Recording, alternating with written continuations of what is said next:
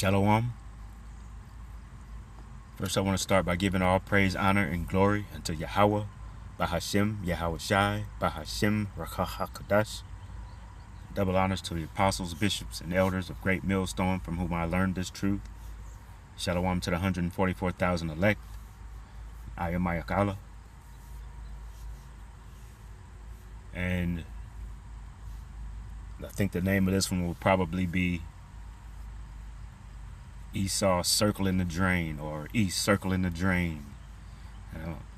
Just using that title, circling the drain, because I know that Apostle Gabar likes to bring that out all the time, a lot of times. So I just thought I'd use it. I think it was originally used by a comedian, George Carlin. But I just wanted to touch on this story, on this news story, about the Michigan church incident. And I'm only really bringing this out because a brother mentioned it the other evening.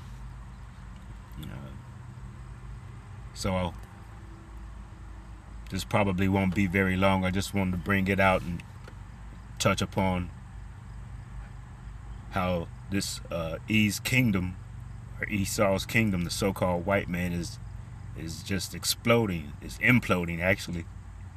And a lot of chaos, a lot of news stories, a lot of unalivings being done by the so-called white man. But I just wanted to bring out a couple precepts here, and got just a short news coverage of it, just about a couple minutes long. And I'm sure you've heard about it, but I just wanted to play it anyway. And this is just fair use, just for edification purposes. And I'll go ahead and let it play. Patrols at local churches as a precaution after the mass shooting at a Mormon church. It happened early Sunday morning in Michigan. We now know at least 4 people have died. ABC's Nicole D'Antonio is in Washington with more details. This morning, police are investigating a deadly shooting at a Michigan church where hundreds of people were worshiping. We have an active shooter at the church, and PD's on scene saying the building is also on fire.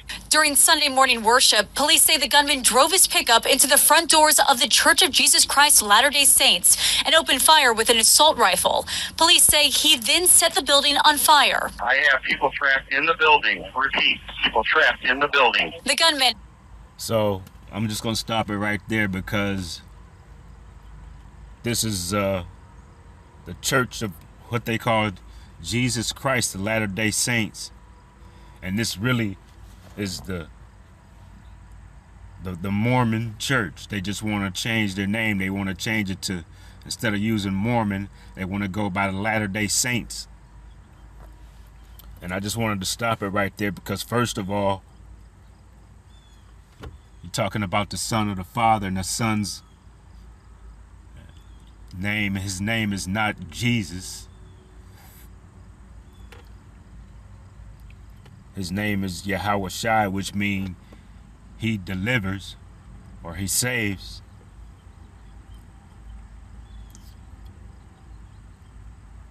And then he also says of the Latter-day Saints.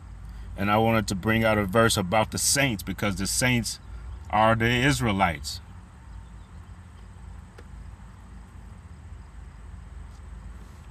And if you know anything about the Mormon church,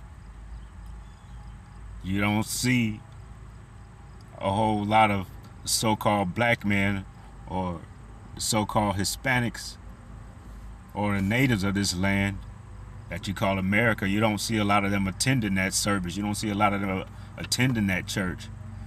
And I'm kind of glad I kind of stopped it right there. You can get a good look at the perpetrator of these unaliving that took place in Michigan. You take a good look at him, all right, and look at the hunting gear that he has on, because that's his thing. That's what he does. He's a hunter.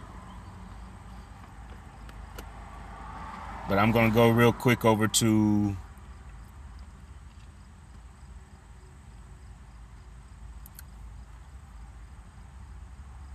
I'm going to go over to Psalms 148 and verse 14. It says, He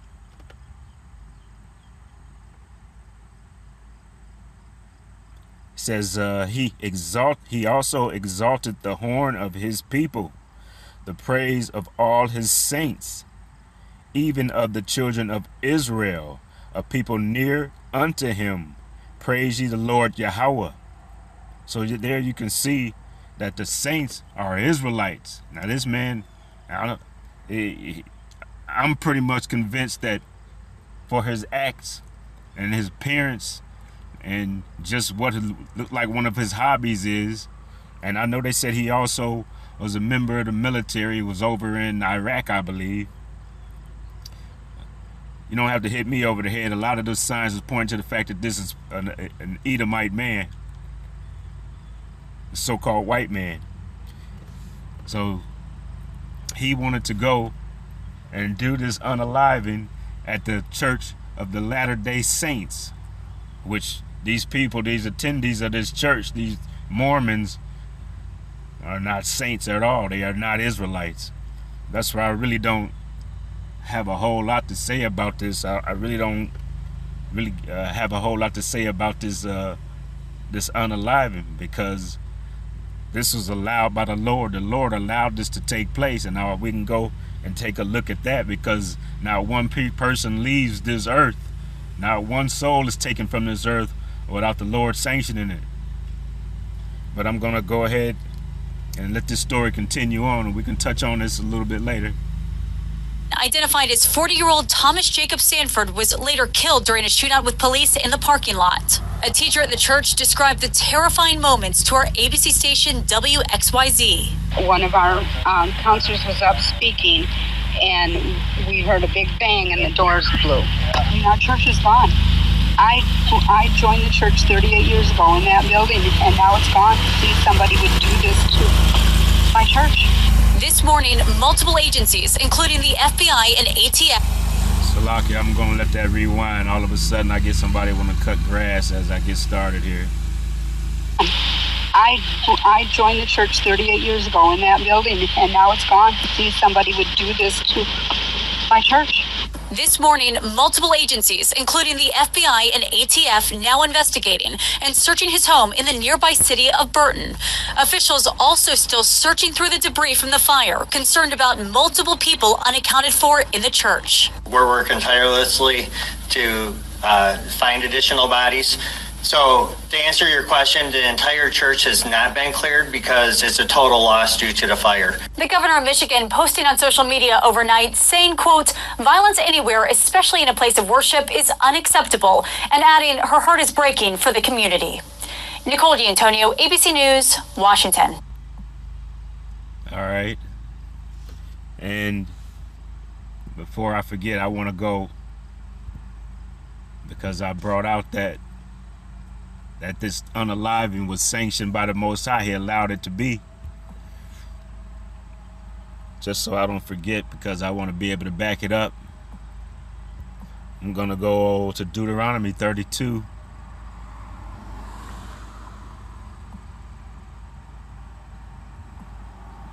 And verse 39. And it says, see now that I, even I, am he, and there is no power with me. I kill and I make alive. I wound and I heal. Neither is there any that can deliver out of my hand. So this is the Lord Yahweh saying that he kills and he makes alive. And neither is there any that can deliver out of his hand. So when if it's determined that it's your time for your soul to leave this earth, that's what it's going to be. He determines that.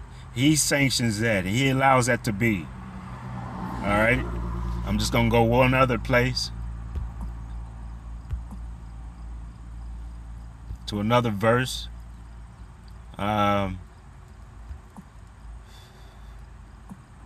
Isaiah 45, let me see.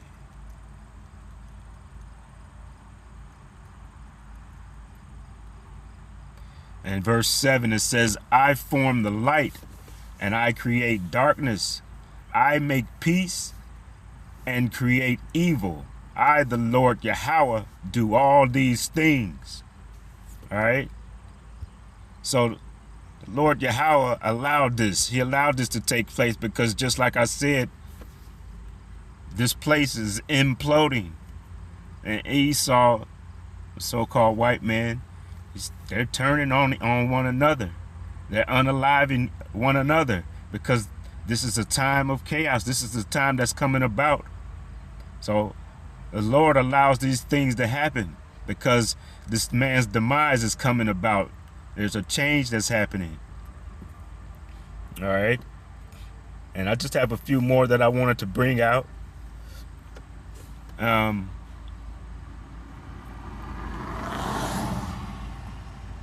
And just touching on the fact that this man went in with a gun and unalived 4 people.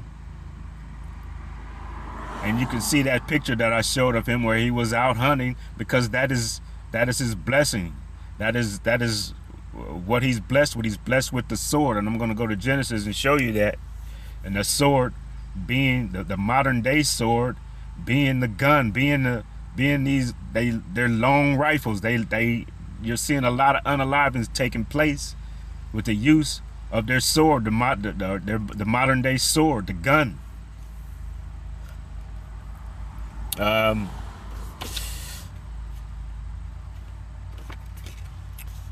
Let's see. I'm going to go to Genesis.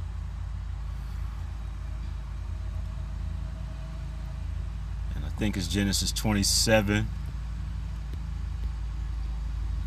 Just to back up what I'm saying about their blessing being the sword. And this is Esau's blessing that he was given by his father Isaac, the brother of Jacob.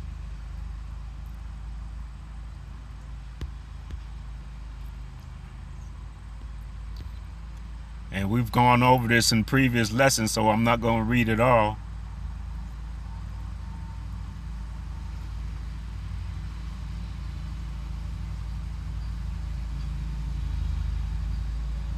This is Genesis 27 and 39. It says, and Isaac, his father, answered and said unto him, behold, thy dwelling shall be the fatness of the earth, and the dew of heaven above, from above. And by the sword shalt thou live, and shalt serve thy brother. And it shall come to pass, when thou shalt have the dominion, that thou shalt break his yoke from off thy neck. So it shows you right there in verse 40 that his blessing is that sword. That is what he uses for his dominion on this earth. And you can see if you've been paying attention, and if you've been paying attention to history, that is what he does. He goes about conquering with the use of that sword, whether it be the literal sword in history or the modern day sword, as I said, the gun, because and missiles and all his weapons of war. These are the things he's used in order for him to have the fatness of the earth, in order for him to possess the best places on the earth. And you can see that this man has gone about and conquered various places on the earth in order to, if it's something that wasn't naturally given to him as an heir, he goes about and he attacks and takes it and conquers. And he does it all in the name of his Lord. All right? Which his Lord, like I said, we went over that name, Jesus Christ. That is not the Son's name. His name is Yahweh Shai, which is he delivers or he saves. And the Most High, Yahweh, is his name, which is he is or he exists.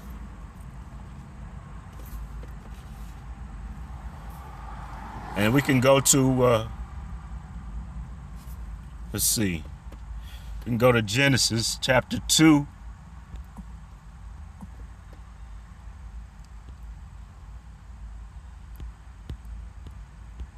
And I'll go to verse 15. It says, and the Lord Yahweh power took the man and put him into the Garden of Eden to dress it and to keep it. And now let's go in. We see this word capitalized, Lord, and we've gone over this before in previous lessons, but I just want to do this and show it again.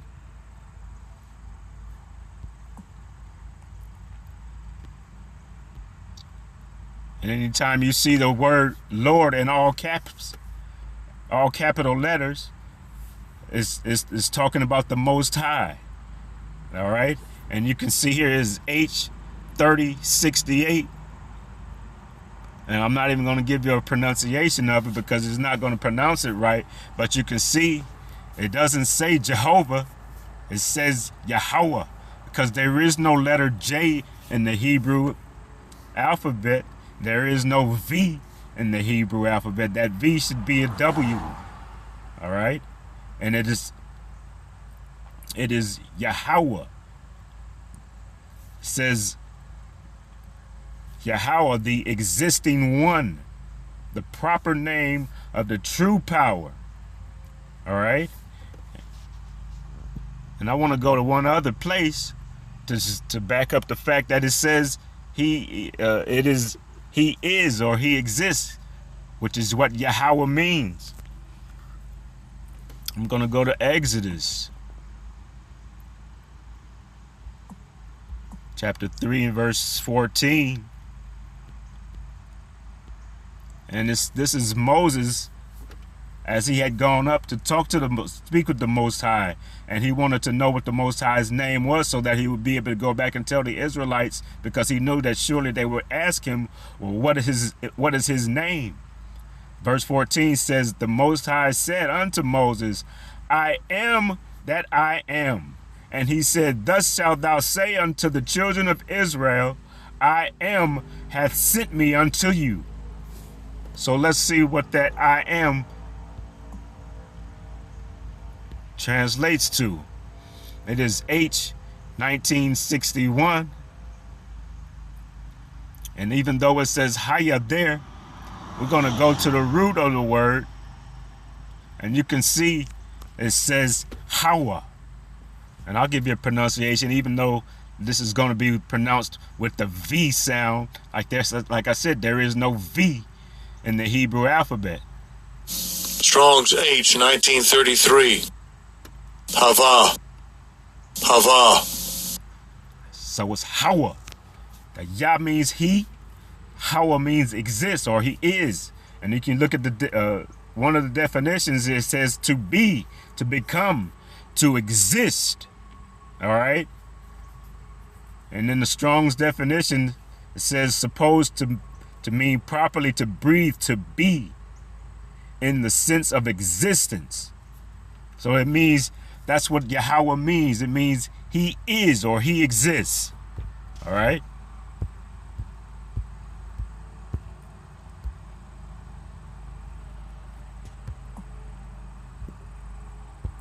Strong's H559. Amer. Amer. Salaki, I didn't mean to press that.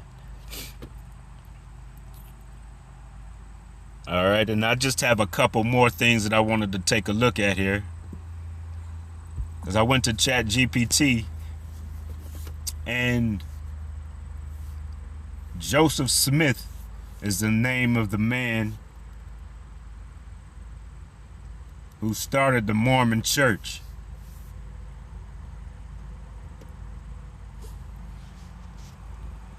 And I think I put the name in wrong, so let me see if I can correct that.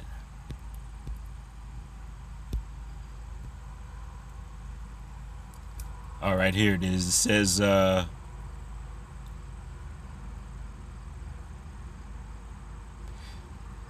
said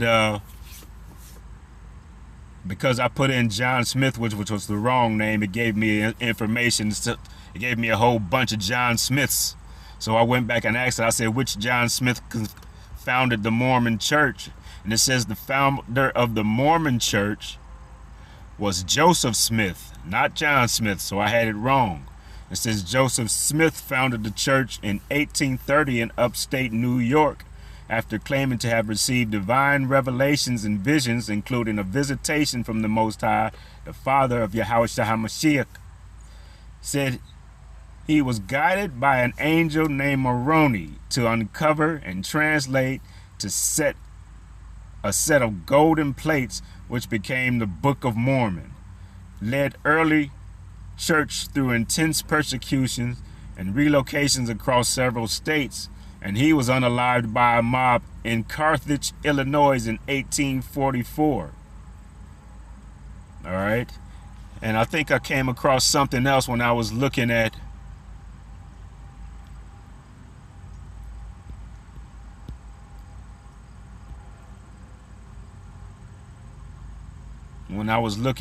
the Mormon church. It says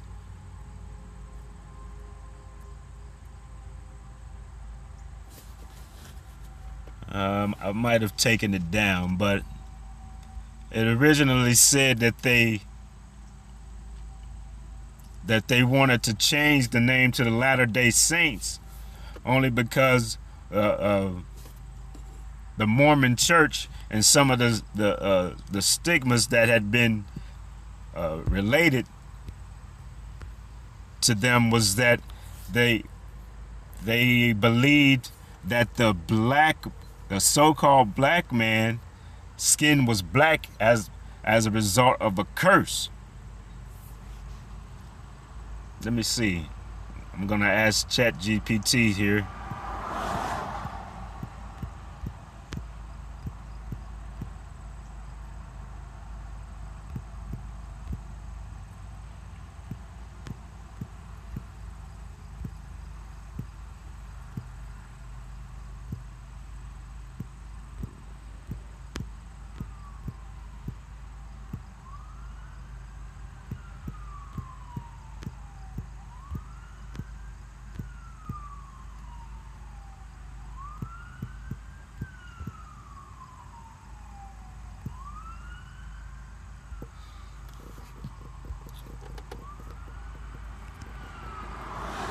And it says, so I put in, do the Mormons believe that the black race is cursed? And it says, wow, they got a whole lot to say here.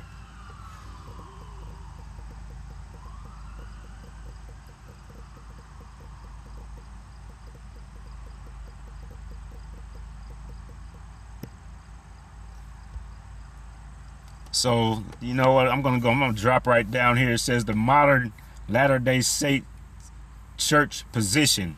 And before I go there, let's see. It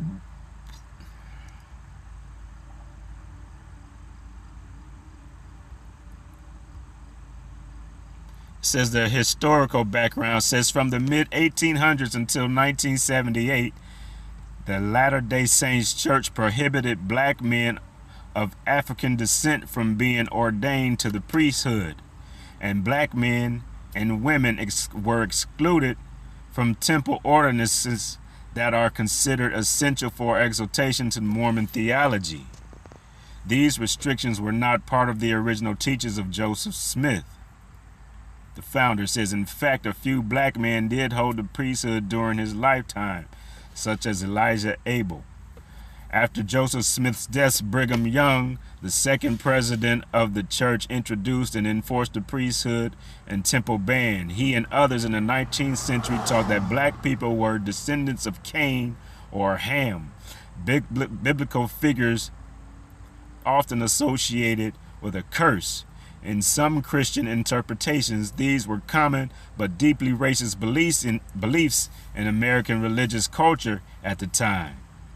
And in 1978, I guess they had a revelation, so they had to have a change in their doctrine.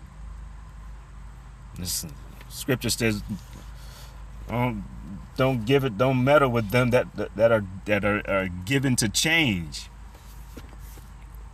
And I'll go and look that up so I don't butcher the verse. It says, in June 1978, LDS Church President Spencer W. Kimball announced that the priesthood and temple ban was lifted following what church leaders described as a revelation from,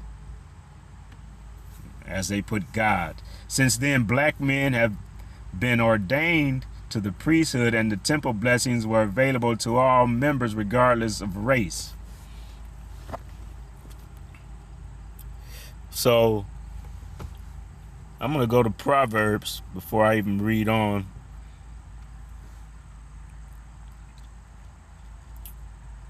And I'm going to go to chapter 24 and verse 21, because I just mentioned that verse and I wanted to get it before I forget. It says, "My son, fear thou the Lord Yahweh and the king, and meddle not with them that are given to change." So when you see drastic changes in doctrine, you know that you're dealing with false teachers and false prophets. All right. So these people, these Mormons, had to change their name to the Church of the Latter-day Saints, only to disguise what their belief was when they were initially founded by their leader, Joseph Smith. All right. But the Lord says that he changes not. And I'm going to get that too. And that's in Malachi.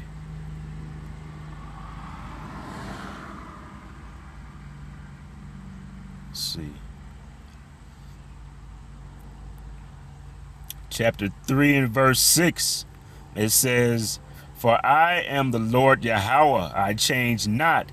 Therefore ye sons of Jacob are not consumed." So the Lord doesn't change. The Lord is the same yesterday, today, and forever. So you can see that this church was going off. They're still going off because, you know, their core members still have the same belief. They still have the same belief. Even though they changed their names, they're still the same people doing the same things with the same belief. They just publicly changed their doctrine a little bit. All right. And I just want to deal with something else that they mentioned.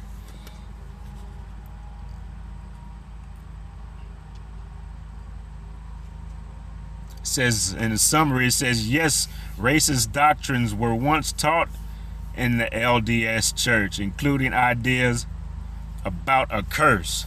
And since they mention a curse and they want to call the Israelites black people, I wanted to bring that out to clear that up as well.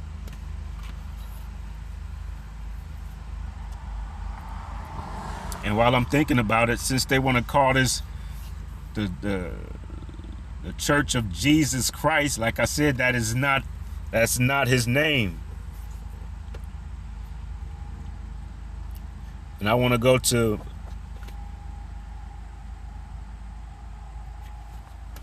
Matthew.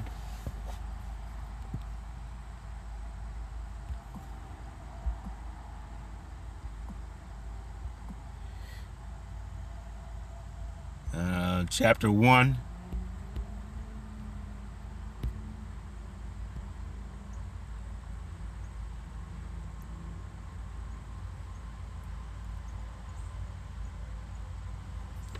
And it says, verse 21, it says, she shall bring forth a son, and you shall call his name.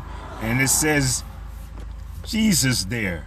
But we know that in the heavens, Hebrew was spoken. We know that because Hebrew was spoken by the angel that came to Paul when Paul was knocked from his horse. They spoke it to him in the Hebrew tongue. All right. And it says, and she shall bring forth a son, and thou shalt call his name Yahawashai. That is his name, Yahawashai, which means he delivers or he saves. For he shall save his people from their sins. And his people would be the Israelites, because Yahawashai comes from the tribe of Judah.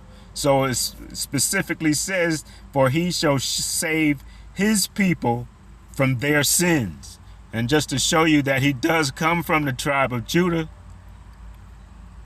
I'm going to go to Hebrews chapter 7 and verse 14, where it covers, it says, for it is evident that our Lord, and when you see that capital L followed by the lowercase O-R-D, that's referring to Yahawashai.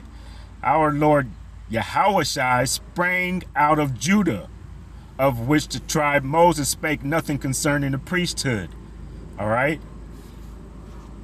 So I just wanted to bring that out just to prove to you that Yahawashai is his name, And Yahushua himself is an Israelite from the tribe of Judah. Just so you don't think I'm just making it up or pulling it out of the air. All right.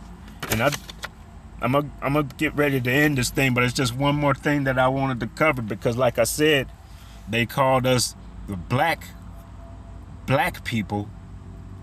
And I'm gonna go,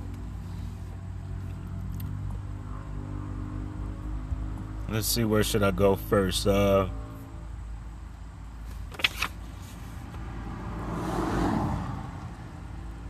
go to Genesis chapter 10 and verse 6.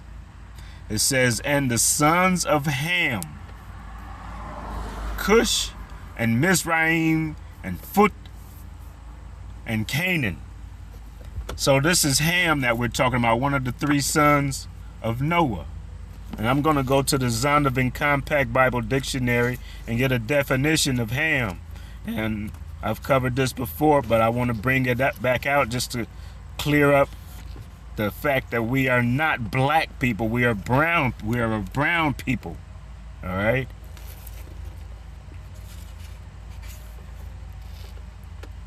And it says, for the definition of Ham, let me see if I can find it here. It says the youngest son of Noah. And again, I'm in the Zondervan Compact Bible Dictionary. The youngest son of Noah, born probably about 96 years before the flood, and one of 8 persons to live through the flood. He became the progenitor, or the father, of the dark races, not the Negroes, but the Egyptians, the Ethiopians, the Libyans, and the Canaanites. All right. So I'm going to go back to Genesis chapter 10, and we just looked at the sons that Ham produced. All right. But he is not progenitor of the Negroes. And I'm going to just look at these names of his sons. And the first one is Cush, which is H3568. And just in the interest of time, I'm not going to give pronunciations here. And Cush means black. It says the son of Ham and grandson of Noah, and the progenitor of the southernmost peoples located in Africa. All right. So that's one of Ham's sons. Mizraim, H47 and 14. And it says Egypt, land of Copts, a country at the northeastern section of Africa adjacent to Palestine and through which the Nile flows. Phut, H63 and 16. Phut equals, it means a bow, a nation of people of northern Africa, probably Libyans. The last one here is Canaan, H3667. Says lowland, the fourth son of Ham and the progenitor of the Phoenicians and of the various nations of people, the sea coast of Palestine. All right. So we can see that even again, another error on the part of these Mormons, or this Church of the Latter-day Saints, as they put it. All right. It clearly shows that Ham is the progenitor of the dark races, but not the Negroes. All right. And I'm going to go ahead and end this here. And I pray that this has been edifying to the listener. I want to give all praise, honor, and glory unto Yahweh, Bahashem, Yahushai, Bahashem, Rakah HaKadosh. Shalom.